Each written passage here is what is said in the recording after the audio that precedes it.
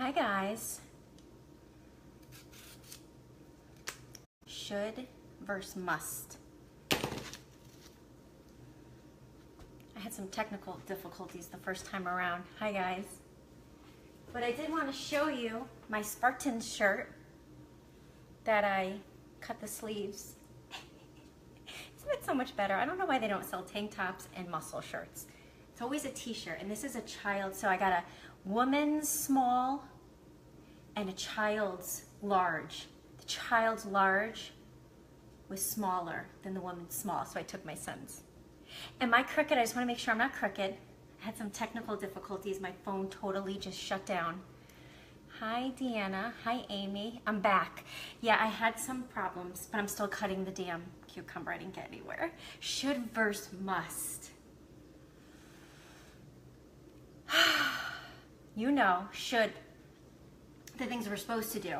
The way, you know, we're supposed to show up. The things we're supposed to say. Right? All those should. We should do this. It's what people expect. Okay, thanks, Christina. Very small risk and should. I should do that. You know, not a lot of risk. Doesn't make us that anxious. Making grilled chicken salads for dinner. I got all my chicken marinating in light Italian dressing. Multitasking. So if you guys find this helpful to yourself, a coach, a friend, feel free to share it. If you catch the replay, would you give me a number 2 so I know you are a replay watcher? So honestly, I think one of the toughest things for my job is hearing a lot of whether it's a challenger or a coach, you know, what we need to do. Like, we know what we need to do. It's just making that decision, making it a must. And I think until you choose to make something a must, you're going to struggle. Until you choose to make something, you turn it from a should to a must, you're always going to struggle with that task, right? So for example, people join a gym because they should. You should have a gym membership, right? People join a gym. You start your own business because that's what people do. It's the way of the world. We start our own business. We should do that, right? Those are things we should do, and people do them. Not a big deal. But here's the problem. They're not choosing to be successful in it a must. They got the gym membership, they started the business, but they didn't make the transition now to being successful with that a must. It's still a should.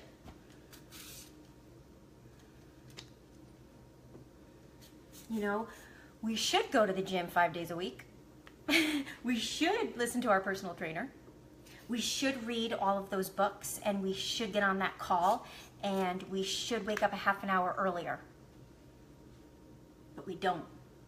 It's not a must, right? Because that was definitely me. So what's a must for you guys? Now, there are some people that, let me tell you, the gym is a must. They're going to work out. They don't care if they don't eat all day. They're going to work out. There are just people, die hard. They will work out. They will run 10 miles every day. It's not a question ever. You guys know someone like that? Maybe that's you. Like, I'm going to work out.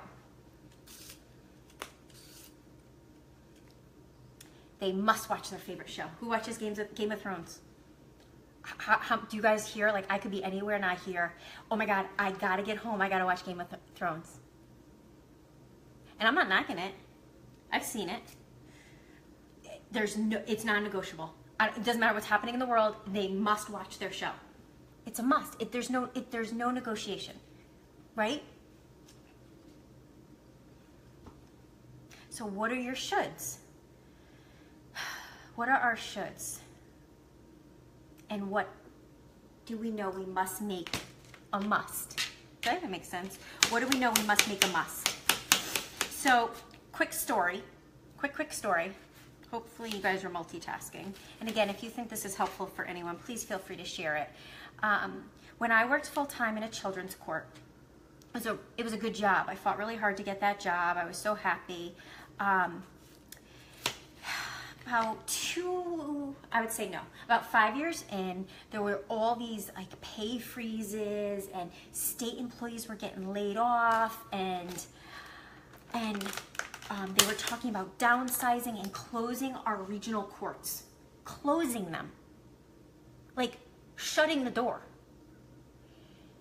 And for the first time in my life, I remember, and at the time I was already a coach, so I was a coach. I remember thinking, holy shit, like what if? So here I am, a coach, my side business, you know, I'm doing my thing, I'm running challenge groups, like I'm loving it, putting in a couple hours a day, no big deal, right? Like it was fun. All of a sudden it was like, hold on. I had an external force drive me from I should work this business to I must work this business.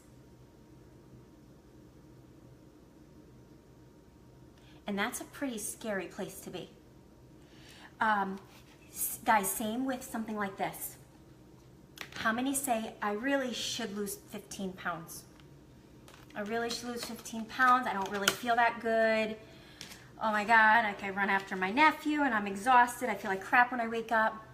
I should do it. I have the gym membership. And then you go to the doctor.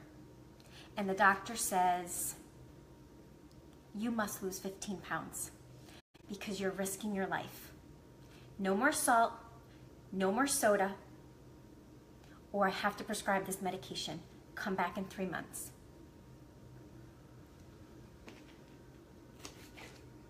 Your should is no longer a should. It's a must. There's no gray. You're like, I need to do this right now today. Right? And I'm not saying that's bad. I mean, I get it. I told you about me, like I needed that external force, but we let it get to that point. So, how do we get there so that we're not waiting for that phone call, the doctor's report, the lab result, the pink slip? That, you know, God, your plumbing goes in your house and you need 20 grand and you're like, I don't have 20 grand. Like, how do we get to make it a must so that it's not like we're up against the wall? You have to figure out why you're doing what you're doing. Like, okay, let's go back to the 15 pounds. I really should lose 15 pounds. No. I really deserve to lose 15 pounds because I no longer want to feel this way. Right? I want and must work my side business because I don't want to be tied to a clock and retire when I'm 65 and answer to a boss who doesn't respect me. So you need to be clear on your vision for your life. We call it our why. Why do we do what we do? And the challengers that I find are the most successful are the ones that are really connected to that why. And there's a lot of activities and exercises you can do to connect to your vision for your life and your why. I love doing that stuff with my team. Just some simple questions you ask yourself and you get real and you write them down, basically. You write it down. Like, what do you want? So just think about that. You know, what is that one thing that you know needs to happen, but you haven't made that transition yet? And how can you help yourself get there before an external force forces you to? Because the other thing is, what if the external force never comes and you just keep living, you know, this life that you know you're destined for more. You know that there's more that you could achieve. So just something to think about if you're sitting there like, oh, I feel so stuck in my business, in my finances, in my health. It's just because you haven't made that switch from I should do it to I must do it. And the only way really to do that is to have a clear vision for your life, a clear why. Otherwise, you're just stuck. You're just like, oh my God, another summer's over. Is anybody feeling that way? Another summer's over. Oh, I was just home with my kids all summer. Another summer's over. Now what? Oh, I'll go back to work. Or, you know, oh, now the kids have football and swimming and karate. And so now I really can't get to the gym. And I know I should go to the gym. And I know I should put more time into that side business that really is my passion. But I'm exhausted at night. And I should do that. But you must figure out why you're not making it a must. Stop second guessing. All of it's second guessing. It's fear of the unknown. Because remember guys, should is real comfortable.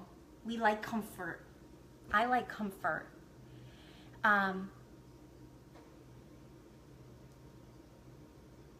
Think about right now what's a must for you. Spending time with your family, your absolute favorite TV show, maybe working out is a must, like it's non-negotiable, like I'm gonna work out. Think about that, okay? And then think of the things that you know need to become a must and write them out. And then really ask yourself some really hard questions like, where do I see myself in 6 months? What do I want for my life? If there were no barriers, what would my life look like? If there was no way I could fail, ever, no matter what, I literally had a magic wand, what would I do with my life right now? If I could not fail, those are the type of questions to ask yourself and start connecting the dots.